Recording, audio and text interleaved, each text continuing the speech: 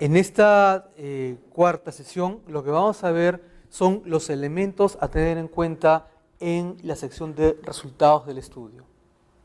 Nuevamente, por favor, tengan en cuenta que estos son alcances generales y la especificidad de lo que debe ir en esta sección depende de la revista que ustedes han elegido. La mejor manera de saber cuáles son los contenidos específicos que ustedes revisen la revista, la lean, descarguen los archivos PDF que la revista libera o que busquen el contenido de esta revista en la base de datos EBSCO, ProQuest y similares que la universidad pone a su disposición. Por eso es importante que ustedes se metan en la revista, la conozcan para que sepan cuál es el estilo de la revista en las diferentes secciones, tanto en lo que corresponde a introducción, como métodos y por supuesto en la sección de resultados. La siguiente, por favor. Aquí lo que vamos a ver es ese segundo elemento de lo que sería la acción que llevan a cabo los investigadores. ¿Recuerdan ese símil con la estructura narrativa en la cual empezamos ubicando un contexto? ¿De acuerdo? Luego de lo cual nosotros presentábamos el desafío que se expresaba en una pregunta de investigación. Y al responder a la pregunta de investigación nosotros lográbamos ampliar esa frontera del conocimiento. Pero para poder responder esa pregunta llevamos a cabo acciones. La parte de métodos y después reportamos qué fue lo que se encontró. Ahora estamos en esa fase, en reportar qué fue lo que encontramos. La siguiente, por favor. Y aquí lo que podemos ver es que hay diferentes maneras de abordar la parte de resultados. Podemos abordarla desde un punto de vista más clásico en torno a cuáles eran mis objetivos de investigación y respondo en base a esos objetivos. Otra manera que es muy frecuente en marketing, por ejemplo, es responder la parte de resultados en función de cuáles fueron mis hipótesis de investigación. Entonces, si tenía 5 hipótesis, tendré 5 apartados en la sección de resultados. Una manera más clásica de hacerlo es bajo el enfoque de primero datos descriptivos y después el análisis multivariado.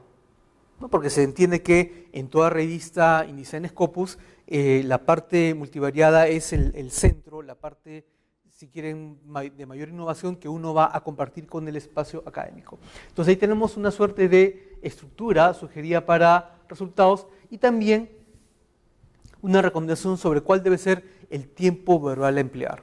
Dado que se trata de cosas que ocurrieron, el tiempo que se emplea es también el tiempo pasado, tal como ocurría en la sección de métodos. Otro elemento a tener en cuenta es que siempre es importante partir de una visión general. Entonces uno podría empezar esta sección con un párrafo muy general de cuáles fueron los principales resultados e irlos detallando conforme se va desarrollando la sección de métodos. La siguiente, por favor. Aquí tenemos algunas recomendaciones sobre el tipo de datos a incluir. Y el tipo de datos que se incluyen se organizan de diferentes maneras según cuál sea el propósito del investigador. Si el propósito es dar cuenta de la evolución de algún comportamiento, de alguna variación histórica, lo mejor es usar líneas de tendencia, gráficos. Pero si lo que queremos enfatizar es la precisión en la medición y resultados obtenidos, aquí lo mejor será emplear tablas. Y bueno, no entro a la discusión sobre tablas o cuadros, gráficos y figuras porque eso en realidad responde a el formato que emplea cada revista. Si bien es cierto, la norma APA es la norma estándar en el campo de la psicología, no es una norma universal. Cada revista sigue un propio estándar en cuanto a publicación y si bien el APA es muy importante en el campo psicológico y también de la comunicación de algunas disciplinas sociales, el criterio final será el ver qué es lo que recomienda la revista para los autores. En esa sección que vimos en la primera sección, que era las guías o instrucciones para los autores. Entonces, la idea es que ustedes tengan muy claro en qué casos se emplean gráficos y en qué casos se emplean tablas, ¿no? Y lo que sí no se puede hacer es generar duplicidad de información. Le hace un gráfico y una tabla con la misma información. Eso que es tan frecuente en las tesis, yo sé, en todas las tesis de todas las universidades peruanas, por cierto, o sea, eso no es solamente la San Martín, ¿no? Tenemos un gráfico con la tabla que dicen exactamente lo mismo. Eso en comunicación académica se conoce como redundancia. La idea de evitar la redundancia es lograr textos ágiles. Entonces, algo que nunca debe ocurrir es que ustedes presenten la misma información en versión tabla y en versión gráfico. ¿Sí? Hay que lograr textos ágiles incluso a ese nivel. La siguiente, por favor. Y ya cuando tenemos que ver cuál es la integración de lo que estamos encontrando con la literatura académica, y siempre que la revista lo permita, podemos comparar nuestros hallazgos, los resultados que hemos obtenido, empleando otros métodos similares, o cómo otros investigadores empleando métodos diferentes llegaron a resultados similares a los nuestros. Pero lo repito, esto dependerá de si la revista permite que ustedes combinen en resultados también la discusión de los mismos, a fin de mostrar de qué manera los hallazgos contradicen o refuerzan lo que se conocía hasta ese momento. La siguiente, por favor. Entonces, lo que ustedes tendrán que hacer es revisar muy detalladamente la revista, los artículos publicados y ver si la revista permite o no discutir en resultados lo que se conoce en la literatura académica. Si la revista no lo hace, no es estilo, pues reservamos esa discusión para la sección discusión propiamente dicha. ¿De acuerdo? Pero hay que siempre remitirse a lo que la revista nos propone. Entonces aquí tenemos un ejemplo de cómo conectar esas teorías que ya se conocen, que ya han sido reportadas en la literatura académica, con lo que nosotros estamos reportando en nuestra investigación. En realidad hay diferentes maneras de hacerlo. ¿Ya? Esta es una según la cual uno va mostrando dónde están los elementos en común y dónde están los puntos de divergencia, para hacerlos explícitos.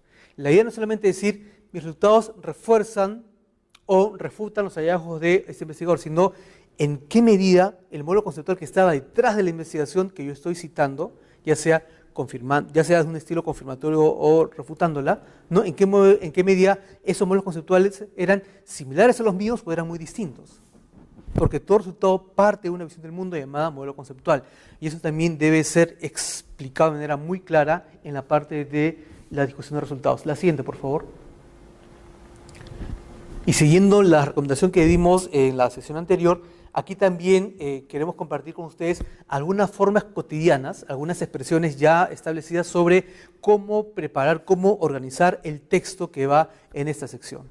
Por ejemplo, para hacer la conexión con la literatura académica ya conocida, hay formas como, por ejemplo, se conoce de la literatura académica, o, por ejemplo, la teoría antes mencionada busca,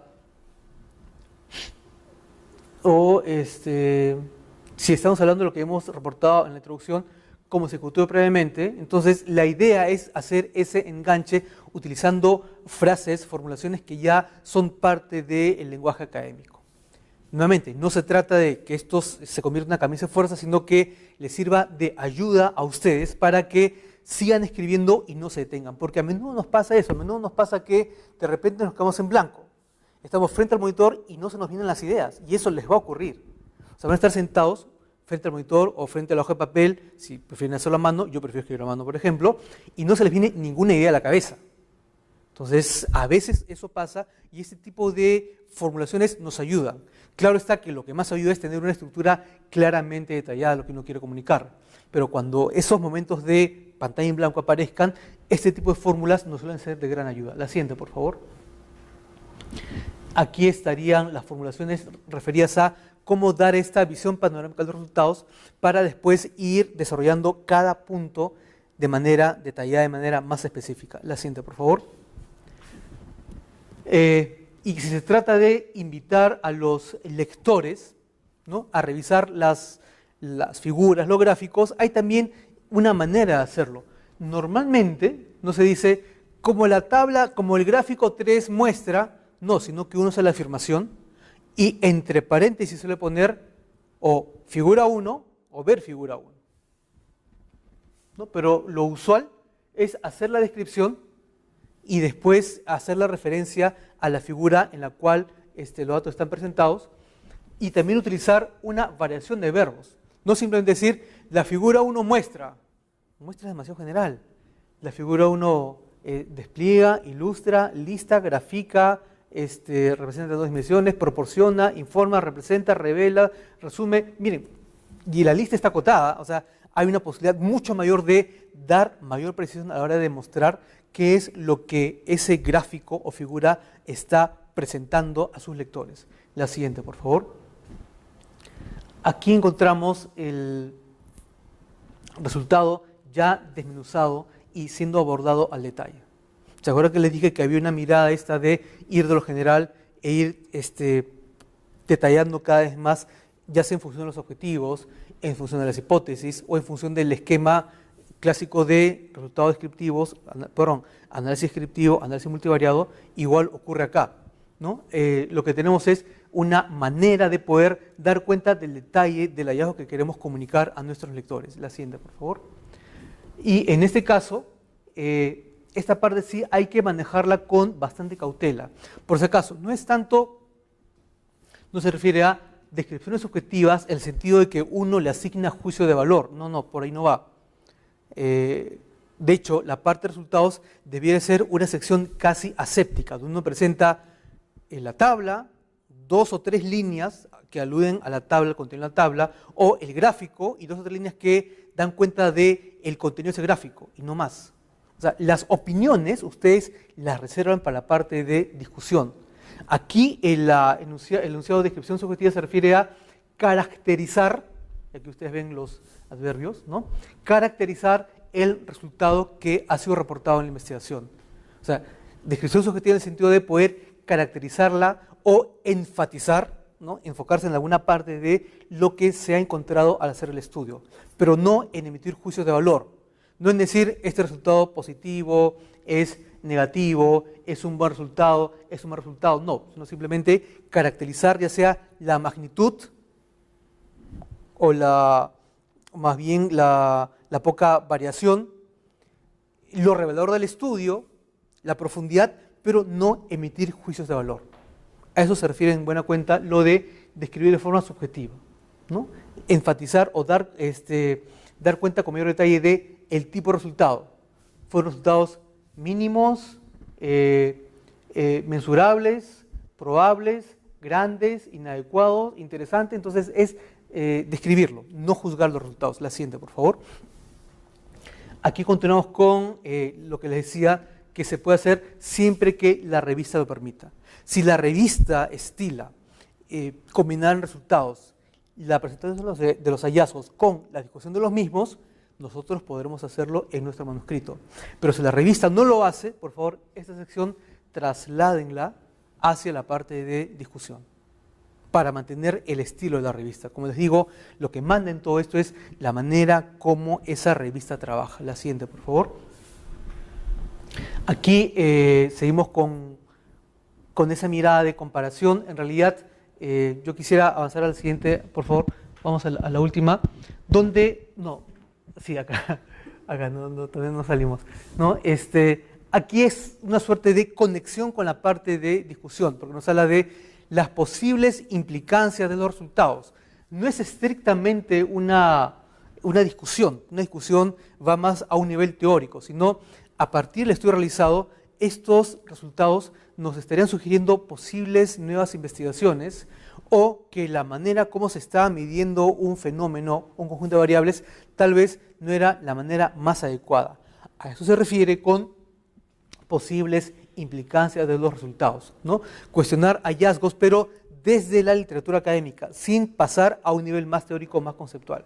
Y como les digo, esto en realidad es más un esbozo general que tendremos que matizar con lo que nos pide cada revista. Recuerden que las revistas, todas, tienen una sección llamada Instrucciones para los autores. Pero además de eso, algunas revistas tienen incluso pautas sobre cuáles son las mejores prácticas de publicación. Por ejemplo, en el caso de psicología está el estándar JARS de la APA. Para el área de industria de los alimentos están las normas de la American Chemical Society. En el mundo de la ingeniería tenemos las directrices del IEEE.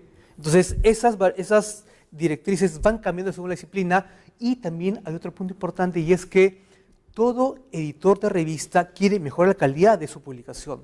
Y por ello, cada cierto tiempo, los editores publican una columna editorial en la cual dan cuenta de cuáles son las mejores prácticas de publicación a la hora de elaborar la introducción, el diseño, redactar los resultados, hacer el resumen, redactar la carta de presentación, el cover letter. Entonces, Por eso es importante que ustedes revisen, conozcan la revista, porque les garantizo que en los últimos 5 o 6 años al menos habrán 2 o 3 artículos escritos por el editor de la revista donde esa persona da cuenta de cuáles son las mejores prácticas de publicación.